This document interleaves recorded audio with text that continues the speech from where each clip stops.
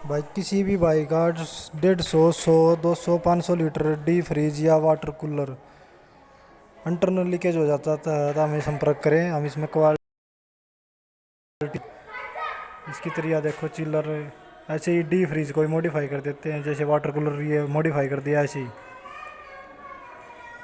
ये देखो ये कोयल बना कर चिल्लर बना दिया इसके अंदर। ये इंटरनली क्या 150 लीटर वाटर कूलर हो गया था। तो देखो ये पूरा ही वर्किंग करने लग जाएगा, पूरा गैस वैस डाल के ओके कर देंगे।